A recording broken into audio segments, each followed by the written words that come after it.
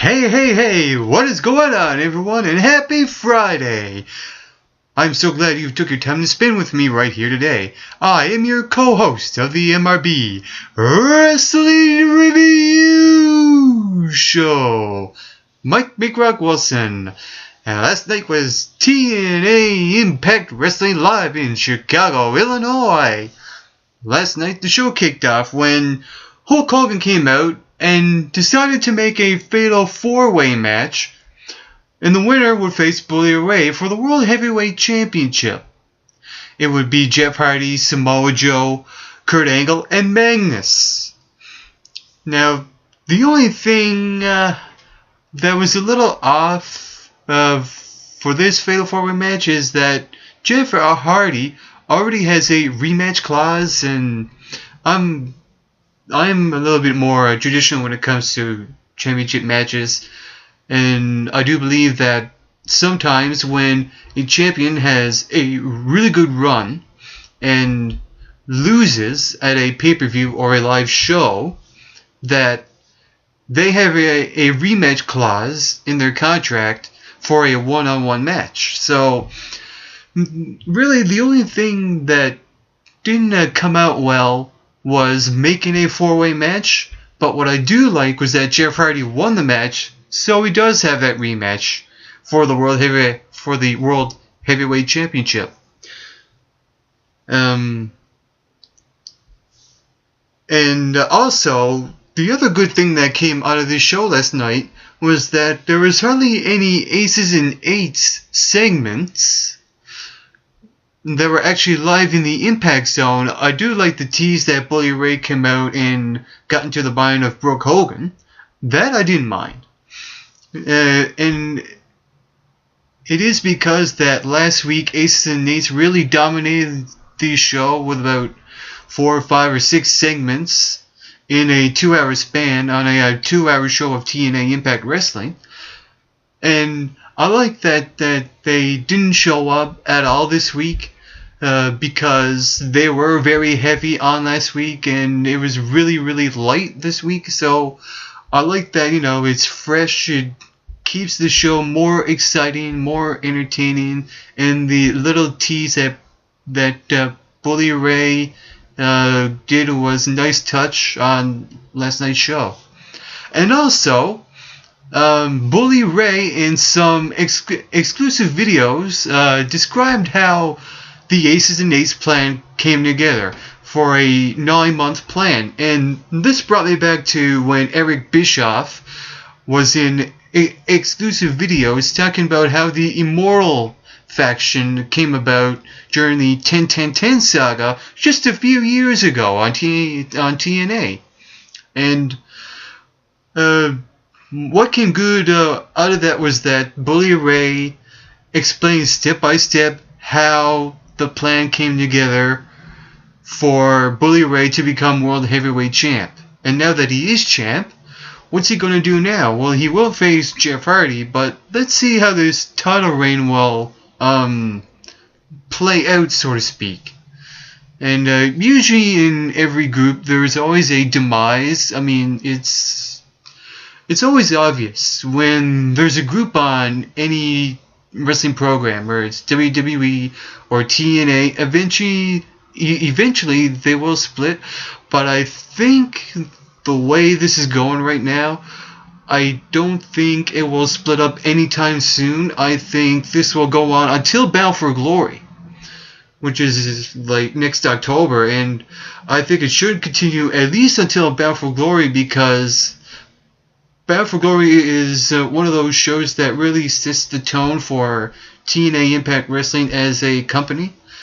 And to have them split at Bound for Glory is probably a good thing, whereas opposed to Slammiversary, the next TNA pay-per-view, I don't think they should, splinter off then, because it would be like, what the hell just happened? This was a dominating group. They dominated TNA. And it's almost like a too fast, too quick kind of thing that could happen, which shouldn't happen, because right now they are very dominant. let's keep this going for a while, at least till Bound for Glory, and we'll see what happens in the upcoming months and weeks as the TNA rolls on. Also last night, in a triple threat match for the X Division Championship, Kenny King defeated both Sanjay Dutt and Zema Ion. There's a new format for the X Division Championship matches. They will all be 3-way matches, triple threat matches. Every X Division championship match will be a 3-way, and I like that because it's more high octane, fast paced action in the squared circle inside the ring. Enough said about the X Division. Let's move on to Taryn Terrell. Brooke Hogan relieved Taryn Terrell of her duties as a referee, only to put Taryn on the Knockouts roster, followed by a spear to Gail Kim. What I like about this is that now finally we will get to see Taryn Terrell in the ring, in action, because I think she has been training. Now, I don't know if anyone knows this, but she was Tiffany, the manager of ECW, which was kind of forgotten. But now that Taryn Terrell is now on the Knockouts roster, she could be elevated as a Knockout superstar. And what better way to face Gail Kim? Because right now Gail Kim is at a point where she's like the female version of Chris Jericho, where she can make other superstars look good when she's in the ring, and I think she can elevate Taryn Terrell as a credible Knockouts competitor, maybe a future Knockouts champ. Right now, Velvet Sky is the champ. Maybe there's a future one-on-one match there. But before that, we will see a rivalry between Taryn and Gail, and I think Gail will make Taryn look good in the weeks to come in the Knockouts division. And I also like that Brooke Hogan is back managing the Knockouts, because she said earlier that she's only here to manage the Knockouts and not worry about anything else. I like it. Also last night, AJ Styles returned. That's right. When Mike Tenay wanted to get answers from AJ Styles, I like that AJ Styles did not say a word in the entire segment that had happened. Even when Taz showed AJ Styles a Aces and Eights prospect vest to put on, and tell him, hey, AJ, join our club, join the Aces and Eights. And then James Storm came out and wanted to get answers why AJ Styles sucker clotheslined him, but he said sucker punched him last week. And I like that AJ Styles did not say a word. He just had that look on his face. He had the hood up, and he has the dark beard going on. It looked like he hasn't shaved in months, and he even got a haircut at all. It's almost like he's completely out of it, and I like that he did not say a word, because there's always more to every story. I like that he's leaving the audience wanting for more, and also that, yeah, the Aces and Eights thing kind of got out of the way, but we'll see what will happen in the weeks to come for AJ Styles. Will he have an answer to what he has been doing for the past few weeks? Only time will tell in TNA Impact Wrestling. Also last night, Austin Aries and Bobby Roode defeated Chavo Guerrero and Hernandez in a tag team title match. And just before they won, Kaz and Daniels came out and interfered in the match that cost Chavo and Hernandez the match. And then after Austin Aries and Bobby Roode won, they attacked them. Bad Influence attacked the champs to make a statement to say that they want the tag team titles. And it's almost like right now the tag team division is kind of hanging on by a thread, because even though there's three credible teams in the tag team division, they are all still two individual superstars that have compiled together to form a tag team.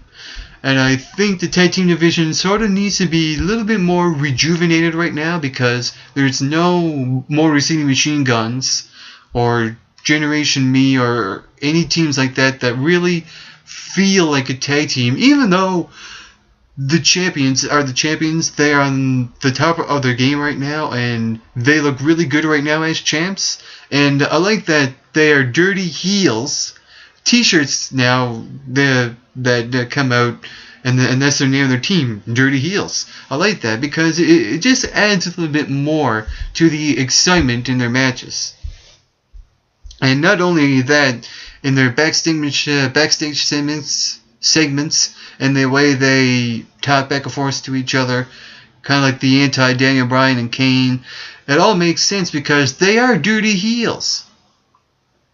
Also last night, Matt Morgan defeated Joseph Park. Matt Morgan said that he will eliminate Hulk Hogan's problems when he carbon footprinted. Did I say that right? Carbon footprint! When he gave the boot to Joseph Park and pinned him 1, 2, 3.